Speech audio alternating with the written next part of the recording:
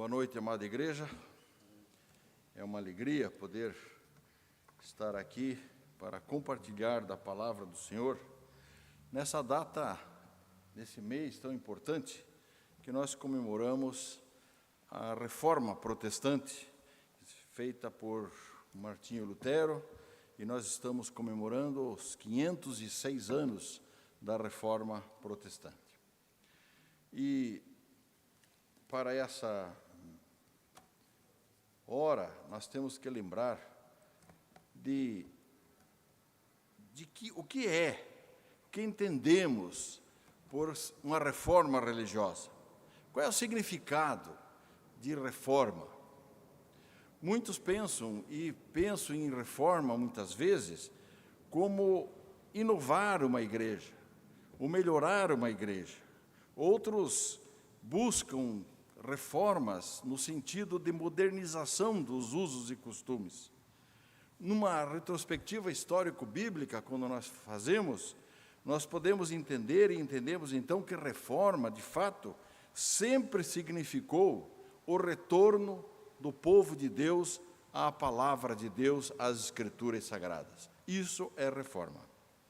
Então, a reforma que nós comemoramos nesse mês, no dia 31, foi de fato o divisor de águas do cristianismo. Não foi uma inovação, mas um pleno retorno à verdade bíblica das Escrituras. Nós conhecemos bem os pilares dessa reforma. Hoje, inclusive, as crianças ensinaram tão bem que a igreja não pode nunca mais esquecer os 5 pilares da reforma. Não é isso? Quem veio de manhã viu as crianças falarem tão bem, foi muito bonito. O Neto está de parabéns pelo que fez com as crianças aqui, esses 2 cânticos maravilhosos que eles tiveram de manhã, sobre a sola Escritura, sola gratia, sola fide, soli Cristo, solus Christus e soli Deo Glória, que são os 5 solas, são os pilares da nossa reforma protestante. Mas nós podemos, nesse princípio, não só lembrar desta data importante de 1517, mas lembrar dos pré-reformadores e as várias reformas que foram sendo feitas na história da igreja, na história do povo de Deus. E começa lá atrás. A primeira grande reforma foi Moisés que conduziu, quando Moisés sistematizou a lei, quando Moisés trouxe de novo os hebreus para dentro da lei de Deus, porque eles estavam afastados. Eles tinham se afastado da palavra de Deus durante o cativeiro egípcio. E Moisés, então, naquele processo, traz de novo, faz uma grande reforma. Foi uma reforma. Josué também fez uma reforma religiosa quando, vencido as suas dificuldades, ao entrar na terra prometida e conquistar aqueles povos, renova uma aliança do povo com os princípios da palavra de Deus, com a lei de Deus. Salomão também fez uma reforma, quando ele consagrou o templo do Senhor e das orações que ele faz, e a volta do povo de Deus à palavra do Senhor. Depois nós vemos quando o rei Josias, naquele grande avivamento que ele promove, que Deus promove aquele avivamento através do rei Josias, através da retorno à leitura das Escrituras Sagradas. Esdras e Neemias fizeram um grande progresso quando fizeram a leitura da palavra de Deus, chamando o povo que tinha estado afastado também no cativeiro babilônico, e agora volta para as Escrituras Sagradas. Então foi feita, isso aí é uma reforma.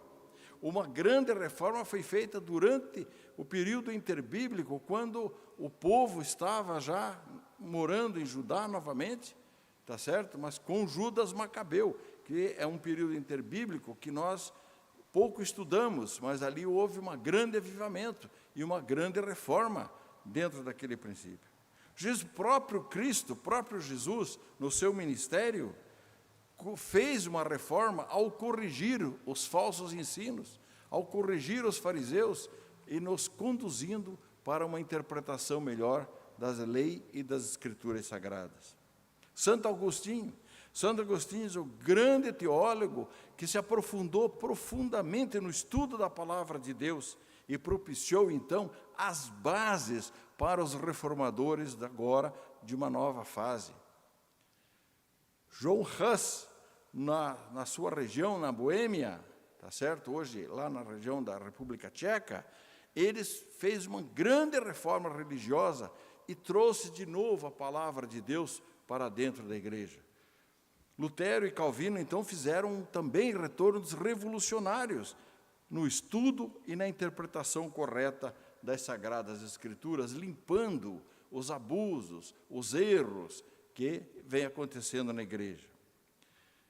E Martinho Lutero diz isso com clareza, quando ele diz: a minha consciência é cativa à palavra de Deus. Ele estava preso na palavra de Deus. E ele nos ensina uma coisa, que nós deveríamos ser uma igreja reformada, sempre nos reformando. Isso é reforma. Sempre reformar quer dizer o quê? Que nós temos que estar sempre focados naquilo que a palavra de Deus nos diz. Isso é o mais importante. Então, o que é reforma? Reformar para nós é aplicar as verdades bíblicas na nossa vida, no nosso coração, nas nossas mentes, nas nossas igrejas. Isso é reforma. Então, nós temos que, para ser reformados, e sempre nos reformando, e voltando permanentemente às palavras de Deus, às Escrituras, nós temos que primeiro compreender exatamente o que são Escrituras. O que representa a Escritura? O que representa de fato essa Escritura? O que é a palavra de Deus? Então, como é que nós vamos, de fato, afirmar que isso é a palavra de Deus? A própria revelação de Deus para o seu povo está aqui dentro, mas a própria Bíblia se auto-explica. E eu queria compartilhar com os irmãos a palavra de Deus que se encontra no livro do Apocalipse, capítulo 10. Os irmãos que estão com a Bíblia, por favor, abram suas Bíblias no capítulo 10 do Apocalipse e nós vamos trabalhar sobre esse enfoque, dando então, nesse livro das revelações do Apocalipse, o fato da veracidade da palavra de Deus. Vamos focar no sola Escritura hoje. E nós estamos então começa assim a revelação, porque aqui, essa revelação no capítulo 10, no livro das revelações, na verdade, é um interlúdio que está acontecendo entre a sexta e a sétima trombeta. Quando aparece a sexta e a sétima trombeta do Apocalipse, tem um interlúdio, tem um intervalo. E é nesse interlúdio, então, que aparece essa visão a João, Deus dá essa visão a João, onde aparece, então, essa cena, não é verdade? Assim, então, o que está descrito aqui no verso de Deus. E descreve os santos na terra, de fato, e como eles são instruídos a preservar e proclamar a palavra de Deus dentro das Escrituras e da verdade bíblica. E essa é a mensagem que aparece nesse capítulo. Então diz assim a palavra de Deus: vi outro anjo descendo do céu, envolto em nuvem, com um arco-íris por cima da sua cabeça. O rosto era como o sol e as pernas como colunas de fogo. Aqui João descreve um outro anjo, que anteriormente ele já tinha mostrado os anjos. Mas esse anjo não está mais no céu, esse anjo está na terra. As visões que João tinha tido até aqui eram as visões do céu. Aqui ele está tendo essa visão desse anjo na terra. Então ele viu este anjo radiante, vestido, tá certo? Descendo do céu para a terra. E descreve aqui um anjo poderoso, por causa da sua aparência física, seu rosto, suas pernas, e está em pé sobre o mar, um pé sobre o mar, outro pé sobre a terra, e com sua voz reverberante, como de muitas águas, alcançando então aqui a todos. Ele está dizendo que essa voz desse anjo alcançava a toda a criação de Deus na terra. Esse anjo poderoso, que é descrito aqui, ele vem com clareza, diretamente da presença de Deus e da presença do Senhor Jesus Cristo. Então ele está envolto aqui numa nuvem, né? Numa nuvem para demonstrar o quê? Sua iminência, a sua majestade. E ao redor da cabeça, sobre essa cabeça desse anjo, aparece um arco-íris. E esse arco-íris simboliza a fidelidade de Deus na sua aliança com o povo, com o seu povo aqui na terra. Então, suas promessas de aliança com o povo estão consolidadas na figura deste anjo que está descendo. O seu rosto brilhante indica, né, que ele veio diretamente da presença de Deus. Moisés, quando viu um pouco da face e da glória de Deus, voltou para o seu povo com o rosto brilhante. E aqui também, esse anjo vem com o rosto brilhante, quer dizer que ele veio de dentro da glória de Deus, de diante do Senhor Deus, não é? E mostra seu poder e sua força com as suas pernas como coluna de fogo, isto é, mostrando o cuidado providencial de Deus. A nuvem e as colunas de fogo, isso são a providência, simboliza dentro do livro do Apocalipse a providência de Deus para o seu povo. Lembra quando lá no deserto o povo atravessava o deserto? De dia eles tinham uma nuvem o protegendo, à noite eles eram orientados por uma coluna de fogo. Então isso é a providência de Deus dando proteção ao seu povo. Esse é o significado claro desse anjo, então, que João tem essa visão agora. Mas vejam bem, versículo 2. Ele tinha na mão um livrinho aberto, e pôs o pé direito sobre o mar, e o esquerdo sobre a terra, e bradou em grande voz, como ruge um leão, e quando bradou, desferiram os 7 trovões as suas próprias vozes. Esse é o momento que tem essa visão. Esse anjo com um livrinho na mão, tá certo?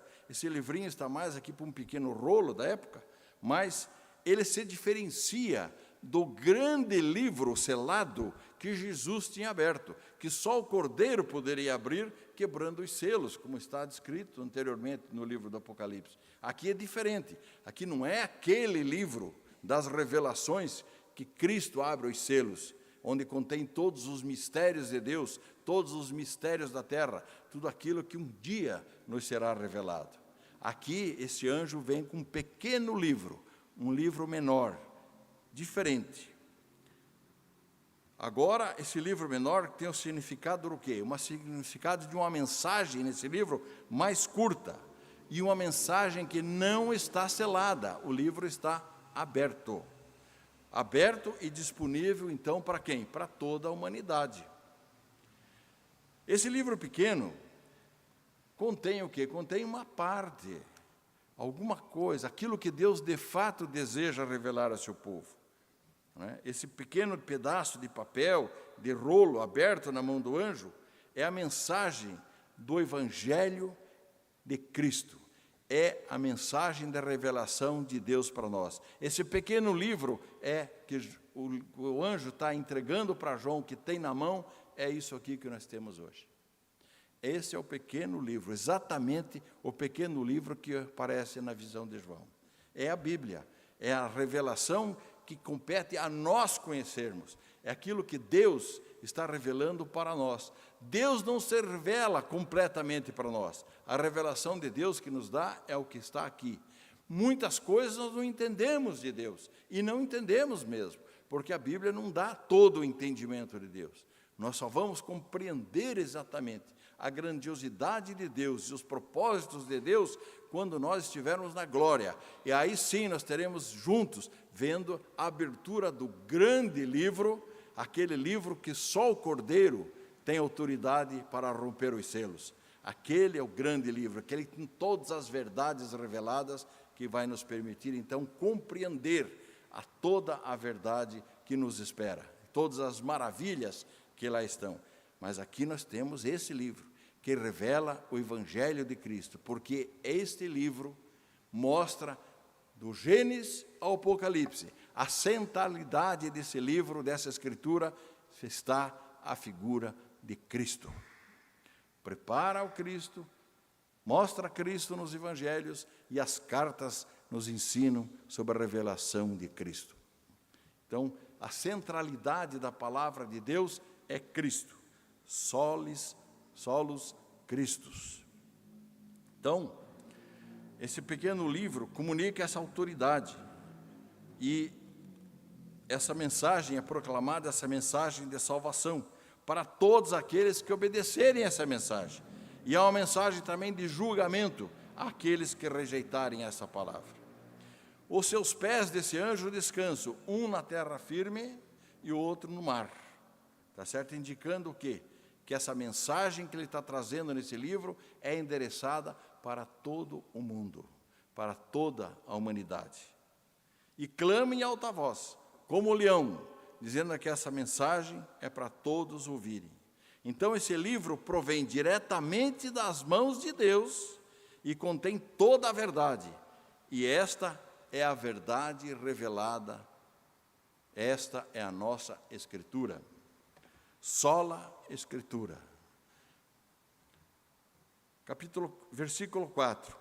Logo que falaram os 7 trovões, eu ia escrever, mas ouvi uma voz do céu dizendo: guarda em segredo as coisas que os 7 trovões falaram e não as escrevas. Os trovões falaram revelações para João aqui, tá certo? Diferente da mensagem do livro, que é aberto para todos, mas João fica proibido de revelar o que ele escutou. Então, o que estava no pequeno livro era para todo mundo saber, mas aquilo que os trovões revelaram, aquelas vozes de trovões para o João, não poderia ser dito. Não sabemos, nós não podemos especular o que foi revelado para João, qual era a mensagem que aqueles 7 trovões, tá certo? Vamos saber lá no final dos tempos. Mas a ordem original que Deus dá aqui, assim, o que você escutou dos trovões, sela, isto é, guarde segredo, não fale para ninguém. Tá certo? O texto bíblico não nos oferece e não diz quais são as causas disso. Mas, ou seja, somente deve ser proclamado o que está no livro menor. Para nós, nossa aplicação, meus amados, nós só podemos proclamar o que está escrito na Bíblia. Profecias, revelações são pessoais, são seladas, não é para falar para ninguém. Então, ninguém tem autoridade profética para inventar qualquer coisa, ou dizer qualquer coisa fora das Escrituras Sagradas. Só dentro das Escrituras Sagradas. Se você tiver uma revelação de Deus, você pode ter, meu irmão, minha irmã, você pode ter uma, guarde para você. Isso é assunto entre você e Deus, não é para proclamar para ninguém. O que nós temos que proclamar é a palavra de Deus e a revelação de Deus que se encontra nesse livro revelado e nos entregue. Essa é a grande diferença. Dá para entender bem esse contexto dessas duas situações que são criadas e essa orientação dada pelo próprio anjo a João aqui nesse momento. Isto é reforma. Somente a Escritura. Somente a Escritura. Não há revelação fora da Escritura. Somente a Escritura. Está bem claro aqui, quando esse anjo explica isso para João, dá essa ordem. Versículo 5, meus irmãos, vejam bem. Então, o anjo que vi em pé sobre o mar e sobre a terra, levantou a mão direita para o céu e jurou por aquele que vive pelos séculos dos séculos, o mesmo que criou o céu e a terra, o mar e tudo quanto neles existe, já não haverá demora. O anjo tinha o livrinho na mão esquerda, e levantou a mão direita e fez um juramento solene. E ao jurar por aquele que vive pelos séculos dos séculos, em nome dele, ao jurar pelo Deus vivo, Criador do universo, ele está testificando, então, que as palavras ditas são absolutamente verdadeiras e confiáveis. A Bíblia é a revelação da palavra de Deus, é a palavra de Deus e são absolutamente verdadeiras e confiáveis. O juramento é este: não haverá demora, diz o anjo. O anjo está anunciando que não há mais tempo antes que o fim venha. O fim está próximo. Está na hora de responder às orações dos santos que estão peticionando a justiça de Deus. Então, significa que o tempo de espera está acabando, de modo que os juízos divinos começarão a acontecer. Vejam o versículo 7, vamos analisar com calma aqui. Mas nos dias da voz do sétimo anjo, quando ele estiver para tocar a trombeta, cumprir-se-á então o mistério de Deus, segundo ele anunciou aos seus servos, os profetas. O versículo não diz, no momento que a trombeta tocar. Não é isso que está dizendo. Que é sempre a gente tem esse, quando tocar a trombeta. Quando tocar a trombeta, já era. Ele está dizendo aqui, quando estiver para tocar a trombeta. Próximo de tocar a trombeta. E a ideia é clara. A sétima trombeta não será tocada, mas simboliza um período de tempo. Então, até tocar a trombeta, onde virão os flagelos que levam ao julgamento final de toda a civilização rebelde, o ministério de Deus será cumprido, como ele proclamou. Mas, enquanto isto, nós devemos fazer o quê? Proclamar a palavra de Deus. É isso que está dizendo. Então, o clamor das almas que imploram por julgamento será cumprido no dia do juízo. É isso que está dizendo a palavra aqui. Contudo, os profetas de Deus devem proclamar essa mensagem de salvação da Bíblia, tá certo? Ao mundo, no tempo em que está precedendo este grande dia do juízo, que está para chegar, meus irmãos. O dia do juízo está próximo, e nós temos que aproveitar o tempo, e é isso que o João está sendo falado aqui. Mas levou 2.000 anos, 3.000 anos, pode levar mais 1.000, mas diante da eternidade de Deus, é muito próximo. É isso que ele está dizendo, o tempo está próximo. Pode ser amanhã, pode ser hoje, pode ser daqui a 1 minuto, mas o tempo do juízo chegará. E enquanto isso, nós temos que proclamar a verdade bíblica. Deus proclamou as boas novas na sua revelação, aos seus servos e profetas, e a mensagem de redenção de Deus àqueles que amam o juízo, e juízo para aqueles que odeiam a Deus. Então, Deus envia essa mensagem e requer que seja transmitida a todas as pessoas, em tempo oportuno ou não oportuno. A Bíblia deve ser pregada a todos. Verso 8. A voz que ouvi vinda do céu estava de novo falando comigo e dizendo, vai, toma o livro que se acha aberto na mão do anjo, em pé sobre o mar e sobre a terra. A mesma voz que proibira João de falar das revelações dos 7 trovões, tá certo? Agora dá uma ordem imperativa para João. Vá, tome o livro que se encontra na mão do anjo. Então, esse anjo identificado como aquele que controla tudo, que está sobre todo o mundo, tá certo? Toda a criação de Deus e o que vive nela, vem com a mensagem de Deus Todo-Poderoso para todos os moradores da terra. Quer dizer o quê? Quer dizer que reforma também é a proclamação da palavra de Deus para todos os povos. Fui, pois, João dizendo-lhe que me desse o livrinho, e então me falou, toma-o e devora-o. Certamente ele será amargo ao teu estômago, mas na tua boca doce como o mel. Essa experiência que João tem é semelhante à experiência que o profeta Ezequiel já descreve, e representa aqui uma reafirmação da sua missão profética, à vista do fim iminente que ele está enxergando. Lá em Ezequiel 3, nos diz assim, ainda me disse, filho do homem, come o que achares, come este rolo, vai e fala à casa de Israel. Então abri a boca, e ele me deu a comer o rolo, e me disse, filho do homem, dá de comer ao teu ventre, e enche as tuas entranhas desse rolo que eu te dou. Eu o comi, e na boca me era doce como mel. Comer o rolo é um símbolo natural que indica o quê? Indica a assimilação da palavra de Deus. Eu não posso comer o papel, eu não vou comer a Bíblia, mas eu vou absorver o que ela tem para mim. É esse sentido, o sentido de aprender, de guardar, de eu ler a Bíblia, de eu conhecer a palavra de Deus e guardá-la comigo. A palavra de Deus, no caso aqui, a mensagem de salvação e julgamento, tem que ser digerida, ela tem que ser processada, assimilada. Essa é a ordem que é dada ao profeta, e assim é dado para nós. Esse mesmo livrinho que João pega e recebe essa ordem, aprenda, leia, veja, conheça profundamente, guarde para você. Guarde. Esse é o sentido, não é? Para que possamos, então, proclamar a palavra de Deus. Para nós poder proclamar uma coisa, nós vamos proclamar uma coisa que nós conhecemos, uma coisa que, de fato, nós temos domínio sobre ela. Tá certo? O bom ministério deve ser aquele que conhece a palavra do Senhor, não é?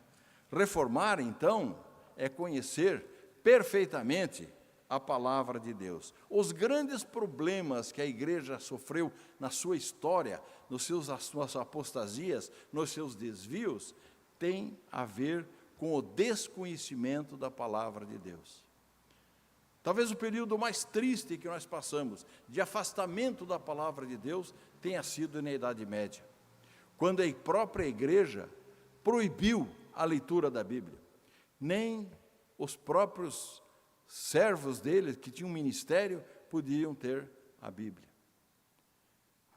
Lutero só teve contato, de fato, quando foi ficar como monge no mosteiro, isolado, e lá na biblioteca desse mosteiro ele encontrou um exemplar das Escrituras, e a leu, e ali ele foi transformado pela leitura da palavra de Deus, porque se inventaram doutrinas, se inventaram dogmas, colocaram coisas humanas e mexeram tanto que o povo desconhecia completamente a palavra de Deus. Acreditava no que se falasse. E entrou o misticismo, entrou todas as coisas erradas, houve afastamento, a igreja afundou-se no pecado, e nós conhecemos muito bem, nós conhecemos a história do que aconteceu na igreja, nas barbaridades que aconteciam, nas orgias que eram feitas, nas várias amantes dos bispos, dos padres, dos papas, as coisas horríveis que aconteceram nesse período. E a igreja se afastou completamente e entramos na idade das trevas nesse período. Por quê? Porque se afastaram do conhecimento da palavra de Deus. E Deus tinha dito com clareza aqui: come a palavra de Deus. E é interessante que ele faz uma analogia com o sabor aqui.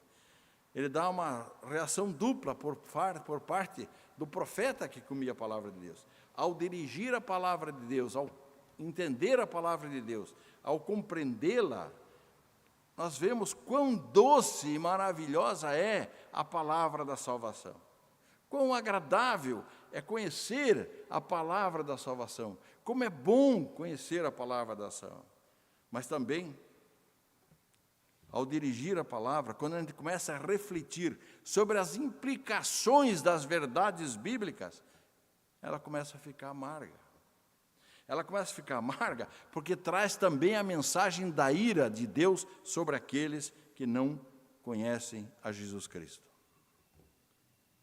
O plano de Deus, como um todo, contém tanto juízo como misericórdia, amor e justiça. Deus se revela dessa forma. Deus é amor, mas é justo. Ele aplica o amor, aplica a justiça ao mesmo tempo. Então, nós temos que entender isso. E o mensageiro do Evangelho tem que pregar esta mensagem, mensagem pura. Quem conhece Deus e a compaixão de Cristo, não pode se alegrar, por exemplo, pregando só a cólera de Deus. Mas, quando se tem que pregar isso e mostrar a justiça de Deus, o pregador o faz com o coração chorando, com o espírito amargo, porque não é fácil contar da justiça de Deus e vendo as almas perdidas.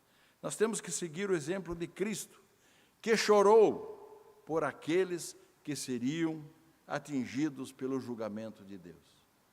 Esta semana, eu estava voltando e no aeroporto, Um dos atendentes era um transexual. No começo você tem dificuldade de lidar com ele, porque a gente tem esse preconceito, essa coisa. Mas depois falando, estava conversando com Marilena, falei, que você... Olha, eu tenho pena, me doía o coração saber para que rumo esse rapaz estava indo. Que decisão triste de vida que ele tomou, não é? Então, isso tornou-se amargo para nós, é amargor. Isto é o amargo da palavra de Deus, porque nós conhecemos a verdade bíblica, e ao pregar a verdade bíblica, muitas vezes ela se torna amarga para aquele que a conhece, porque você vai ver amigos, você vai ver pessoas conhecidas caminhando rumo ao inferno. Você vai ver isso, e isso é amargo para nós, é triste, é dolorido. Não é? Jesus, ao entrar na cidade de Jerusalém, no final do seu ministério, ele nos diz isso. Quando ia chegando, vendo a cidade, chorou e dizia: se conheceras a ti mesmo, ainda hoje o que é devido à paz, mas agora isso está oculto aos teus olhos. Então Jesus sentiu esse amargor, o próprio Cristo sentiu esse amargor. Capítulo 10, versículo 10. Tomei o livrinho da mão do anjo e o devorei, e na minha boca era doce como mel. Quando, porém, o comi, meu estômago ficou amargo. E então me disseram, no versículo 11, é necessário que ainda profetizes a respeito de muitos povos, nações, línguas e reis. João saboreou a doçura da palavra contida no pequeno rolo ao proclamá-la. Mas quando ele começou a ver a situação das pessoas que seriam submetidas ao juízo de Deus e a oposição que eles tinham dessas pessoas ao receberem a palavra de Deus, ele teve que suportar toda essa amargura no seu íntimo. Talvez seja uma das coisas mais difíceis que nós temos que enfrentar. É o conhecer a palavra de Deus, mas ao proclamá-la para muitos que rejeitam, que estão cegos, que vêm inclusive agressivos ao nosso encontro, rejeitando a própria palavra de Deus. E você sabe as consequências disso. Você vê as consequências disso. Não é? O Michael Wilcoff diz assim, ele diz que todo cristão concorda que o testemunho no qual o primeiro gosto do Evangelho é muito doce, mas sempre irá existir o amargor quando eles proclamarem este Evangelho ao mundo incrédulo, mau e contradizendo, porque a fala da ira de Deus do julgamento do inferno àqueles que não se arrependem é muito difícil de ser dita. É amargo. Então, a verdadeira mensagem deve ser pregada. O amor de Deus e o seu juízo, de forma integral. O púlpito não deve ser utilizado exclusivamente para falar do amor de Deus. Porque Deus é amor, Deus é bom, Deus faz, Deus abençoa, Deus enriquece, Deus atende, Deus não está para nos servir. Deus, o verdadeiro Deus, não é nosso servo. Ele é Deus, e Ele aplica amor e justiça. Então, nós temos que mandar a mensagem integral para o povo. O povo tem que entender a mensagem integral, o gosto doce e o amargo junto. A pregação não pode ser de acordo com a preferência do profeta ou a preferência da igreja. A igreja gosta, não é? Quando as pessoas gostam muito do sermão, não sei, às vezes é meio preocupante, tá certo? É bom quando tem críticas, porque foi, de fato, machucou, tem que transformar, o Evangelho tem que transformar, né? O ministério profético é assim, ele tem duas coisas, ele é glorioso, mas também é doloroso, porque aproxima muito o pregador, o profeta, da palavra de Deus, do coração de Deus. Então, João aqui recebe a ordem de profetizar, não de dizer de predições, o que vai acontecer, mas significa pregar todas as verdades reveladas nesse livro, no livro que foi entregue a ele pelo anjo, aberto, sem selo, tá certo? E devia profetizar então aqui para todo o mundo. É isso que o capítulo 10 de Apocalipse está dizendo. É isso que é a mensagem que está dando dito. Essa é a verdade das Escrituras. Portanto, sola Escritura. Sola Escritura. É aqui que está a nossa base total. Não é? Então, amados, quando nós falamos em comemorar a reforma, nós devemos saber que reforma acontece nas nossas vidas todos os dias. Reformar, sempre reformando. Cada vez que você vai estudar a palavra de Deus na sua casa, você está se reformando. Por isso, nós temos que ler a palavra de Deus diariamente. Conhecer bem a palavra de Deus. Proclamar, quando for proclamar, proclame a verdade das Escrituras. Não engane. Não queira dourar a pílula para agradar as pessoas. Fale a verdade que a Bíblia está dizendo. Proclamar a quem? Eu tenho que proclamar Cristo, e somente a Cristo. Então, sola Escritura, só a Escritura. A Bíblia é a revelação de Deus especial para nós, é a revelação especial, é a palavra infalível, inspirada, inerrante, única regra de fé e prática para nossas vidas. Saber que nós estamos fazendo isso, porque nós somos agraciados pela graça, sola gratia. Salvação não é pelo que nós fazemos, ou que deixamos de fazer, mas compete apenas a Deus. E Deus nos dá isso gratuitamente, nós não somos merecedores. Pela graça de Deus, Ele nos dá essa atenção especial. Sola fide. Né? O que está dizendo? Que o homem não é salvo por obras, ou somente pela fé. Não é fé e obras, e nem só obras, mas fé também, somente pela fé. Somente pela fé em quem? Em Jesus Cristo.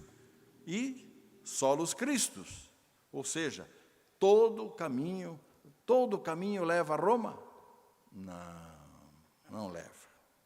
Todas as religiões são boas? Não são.